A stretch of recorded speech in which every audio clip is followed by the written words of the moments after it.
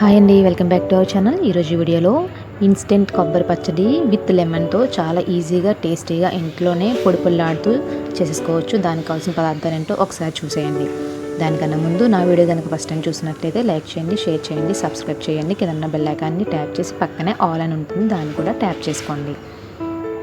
So process అయితే చూద్దామండి. First దీనికోసం చిన్న మిక్సీ జార్ తీసుకొని అందులో నేను ఆవాలు, జీలకర్ర, పచ్చిమిర్చి, చిన్న అల్లం ముక్క కూడా వేసుకుంటున్నాను. మీ దగ్గర అల్లం కొలికి లేకపోతే కనుక అవాయిడ్ చేసేయండి, పర్వాలేదు. తర్వాత మెత్తగా గ్రైండ్ చేసుకున్నాను. ఈ విధంగా మెత్తగా గ్రైండ్ చేసుకున్న పేస్ట్ని ఒక ప్లేట్లోకి తీసేసుకున్నాను. చాలా టేస్టీగా ఉంటుందండి ఈ కొబ్బరి పచ్చళ్ళలోకి. నిమ్మకాయ లేకపోతే కనుక ఇంట్లో చింతకాయ కానీ మామిడికాయ కానీ ఉన్నా కూడా చాలా టేస్టీగా ఉంటుంది.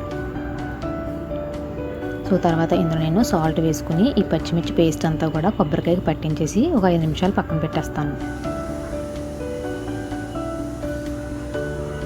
మనకి 5 నిమిషాల్లో అయితే ఫాస్ట్గా రెడీ అయిపోతుందండి. దీనికి నేను 1.5 వరకు నిమ్మకాయ అనేది సరిపోతుంది ఒక కొబ్బరికాయకి.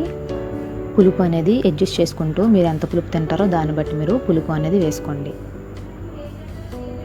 ఒకవేళ మీరు కొబ్బరికాయ కనుక మిక్సీ జార్లో వేసుకుని గ్రైండ్ చేసుకునేటట్టయితే మెత్తగా గ్రైండ్ చేసుకున్నప్పుడు మనకి వాటర్ కన్సిస్టెన్సీ అనేది వస్తుంది కదా, వాటర్ని కొద్దిగా చేతితో పిండేసి పక్కకు తీసేసి కొబ్బరికాయ మాత్రం పొడి పొడిగా ఉండేటట్టుగా చూసుకోండి.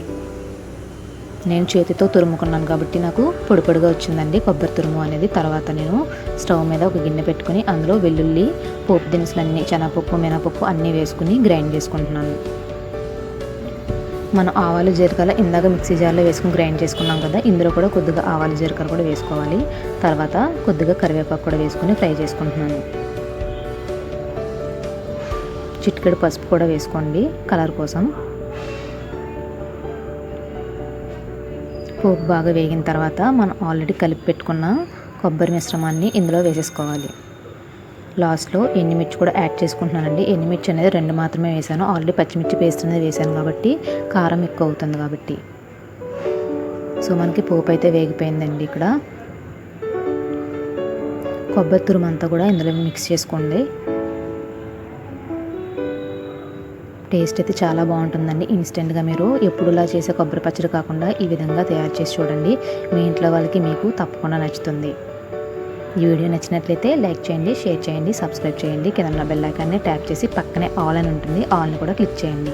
అలా క్లిక్ చేయడం వల్ల నా లేటెస్ట్ అప్డేట్స్ అన్నీ కూడా మీ వరకు వచ్చేస్తాయి. సో చూసారు కదా, కొబ్బరి తురుము అంతా వేసుకున్న తర్వాత ఒక 2 నిమిషాలు ఈ విధంగా మిక్స్ చేసుకుని స్టవ్ మీద పెట్టి స్టవ్ ఆఫ్ చేసుకుంటే మనకి కొబ్బరి తురుము పచ్చడి అనేది మనకి రెడీ అయిపోతుంది. చూసారు కదా, చాలా పొడి పొడిగా ఉంటుంది, చాలా టేస్టీగా ఉంటుందండి. రైస్లోకి కానీ లేదంటే సాంబార్లోకి కూడా సైడ్ డిష్గా కానీ రసంలోకి కానీ చాలా టేస్టీగా ఉంటుంది. మీరు కూడా తప్పకుండా ట్రై చేయండి.